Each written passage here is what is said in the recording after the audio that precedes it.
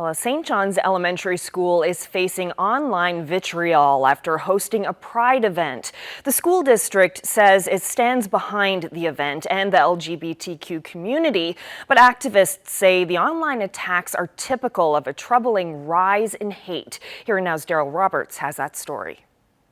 It was an event celebrating the LGBTQ community at St. Matthew's School in St. John's. It marked the beginning of Pride Month, a time when members of the LGBTQ community celebrate progress and focus on fighting against discrimination. The CEO of the English School District says similar events happen at other schools across the province.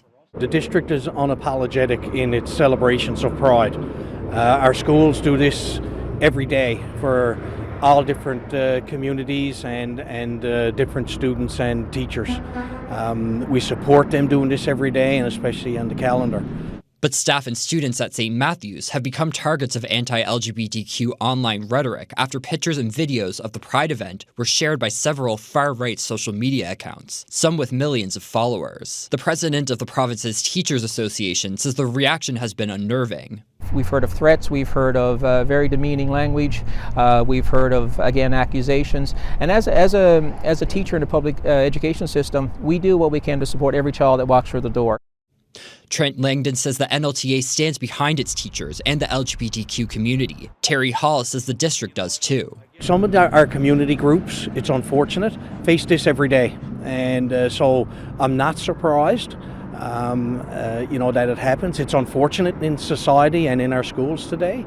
But again, some of our most vulnerable community groups put up with this every day. So we're happy to support them and go through this for a few days. The Newfoundland and Labrador Human Rights Commission is monitoring the situation and says it shows the LGBTQ community needs support. It says to me that we still have a lot of work to do in regards to educating people about their human rights, and I think that community support is really important, and I think I would encourage people to determine how they can support the 2S LGBTQIA+ community at this time because they definitely need it. The backlash to the event at St. Matthew's School comes at a time when protests against LGBTQ events like Drag Storytime are on the rise, and the claim that those events act as indoctrination. This is a rhetoric that we've seen come up time and time again. And it's really based on this idea that it's a choice, that, being exposed to a queer culture and trans identities is suddenly going to transform someone into being 2S LGBTQIA+, which is not true at all. And we can look to history where they weren't even allowed to talk about their sexual orientation, and yet people still existed. We've always existed.